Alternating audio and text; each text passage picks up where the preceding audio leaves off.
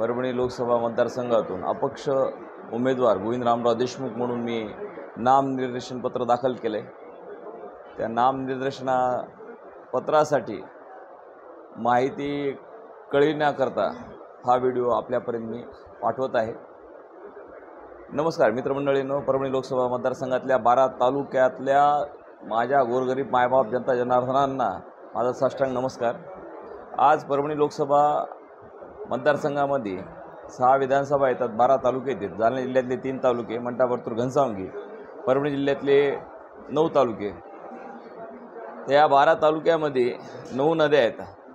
9 नद्याचं पाणी सगळं धानरा काळे बंधाऱ्यातून विष्णुपुरीला, विष्णुपुरीतून बावळी बंधाऱ्यातून तेलंगणाला, तेलंगणातून आंध्र प्रदेशला, आंध्र प्रदेशहून कर्नाटकला, कर्नाटकातून तामिळनाडूला आणि तामिळनाडूतून समुद्राला जाऊन मिळणारं 532 TMC पाणी आपल्या परभणी लोकसभेचे। एका 8 TMC पाण्यामध्ये आपला परभणी लोकसभा मतदारसंघातला आंघोळ करून पाणी पिते शेतीला सुद्धा पाणी पुरवणारा फक्त 8 TMC पाणी लागते। तर 532 TMCचं पाणी हे आपल्या परभणी लोकसभेच्या क्षेत्रातलं आहे। 9 नद्याचं आहे। 9 नद्याला म्हणजे तळ उशाला आणि कोरड घशाला म्हणल्यासारखी ह्या परभणी लोकसभेची अवस्था आहे। आज परभणी लोकसभा मतदारसंघामध्ये 20 ते 35च्यातले माझे तरुण तरुणी मित्रमंडळी, माझे लहान लहान बहीण भाऊ आज 5.5 लाख जवळपास 5.5 लाख तरुण बेरोजगार आहेत। प्रत्येक गाव गल्ली मोहल्ल्यामध्ये 400-500 घोडमुंजे मिळतील तुम्हाला। आणि याला एकमेव कारण एक लीडर लाखो कुटुंबाचं आयुष्य बदलते। एक लीडर कॉर्पोरेट जगतामध्ये, इंडस्ट्रियल एरियामध्ये, MIDC सेक्शनमध्ये ज्या आतापर्यंतच्या ज्या 40-50 वर्षामध्ये परभणीला एक दुर्दैव, एक शोकांतिका आहे।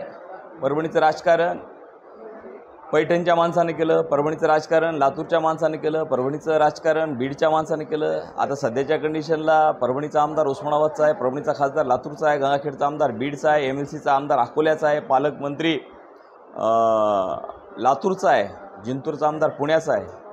आता एवढं आहे असं खरं बोलायला गेलं तर सख्या मायला राग येतं आहे। आम्ही इथलेच वतनदार आहेत, आम्ही असेच आहेत, आम्ही तसेच आहेत, आम्ही हे करतो, आम्ही ते करतो। आता इथं माझा घनगोत गोतवाळा सगळ्या गोष्टी पुराव्यानिशी जर वंशावळी काढली ते पूर्ण लोकसभेला सुद्धा माहिती आहे की कोण कुठलं आहे आणि कोण कुठलं नाही। असो, एखादा बाहेरच्या जिल्ह्यातला माणूस का असेना आपल्या जिल्ह्यात येऊन जर विकास कामं, चांगले कामं करीत असेल तर मी आधी सत्कार करेल। पण तसं होताना माझ्या जन्मल्यापासून आतापर्यंत मला काही दिसलं नाही। परभणी लोकसभा एक मोठ्या खेड्यासारखा दिसला। परभणी लोकसभामध्ये खड्डे दिसले। परभणी लोकसभेमध्ये सगळ्या नद्या कोरड्या फट दिसल्या, वाळूचे धक्के चालू दिसले, सगळ्या मटका जुगाराचा अड्डा दिसला, दारू, नशिली, गिंजाचा अड्डा दिसला। इथं सगळे करप्टेड अधिकारी दिसले आणि याला एकमेव कारणीभूत इथं लीडरशिप। इथं इंडस्ट्रियल एरिया नाही, कॉर्पोरेट जगत नाही, पाण्याची अडवणूक नाही।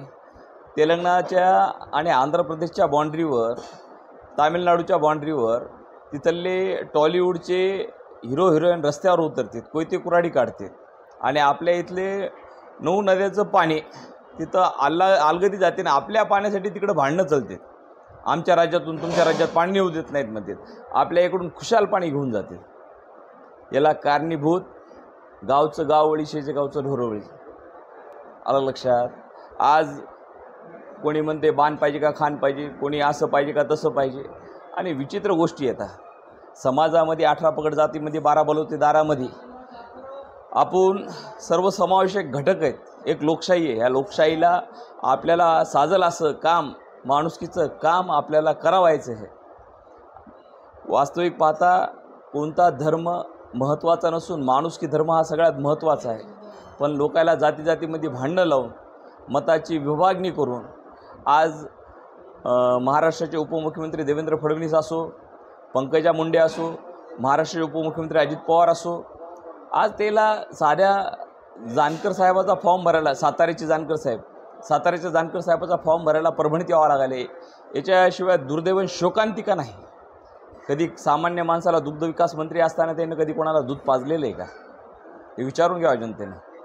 आणि राहायला विषय आत्ताच्या रनिंग खासदाराचा, दोनदा आमदार दोनदा खासदार, त्याच्या दारात जर कोणी गेलं आधी थुका गिळून बोलावं लागते.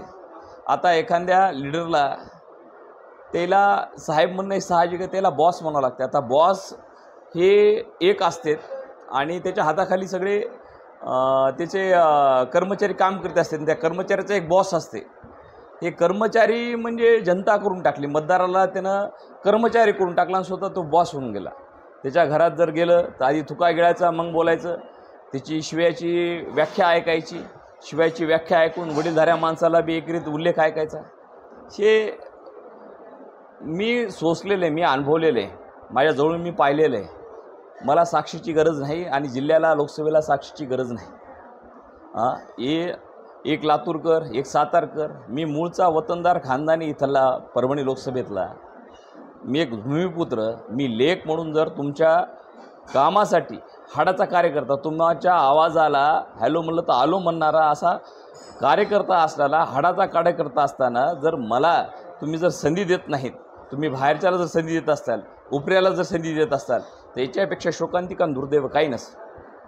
मला परभणी लोकसभेच्या जनतेला एवढं सांगायचं आहे की तुम्ही सगळ्यांना मिळून मला 26 एप्रिलला माझ्या चिन्हासमोरचं बटन जर दाबून मला सहकार्य जर केलं तर आयुष्यपर्यंत धडा जोपर्यंत जीव आहे तोपर्यंत मी तुमच्या सेवे करण्याशी बांधील राहील, प्रत्येक कुटुंबाशी बांधील राहील. प्रत्येक घरामध्ये एक रोजगार कसा उपलब्ध होईल, MIDC एरिया कसा उपलब्ध होईल, प्रत्येक या नदीचं पाणी आपल्या परभणी लोकसभामध्ये कसं थांबल, जागोजागी कसे डॅम होतील, जागोजागी शेताला पाणी कसं होईल, लघु पाटबंधारे कसे विकसित होतील, याच्यावर पूर्ण लक्ष द्यायचं काम प्रामाणिकपणे गोविंद देशमुख पेडगावकर आपल्यासाठी करेल.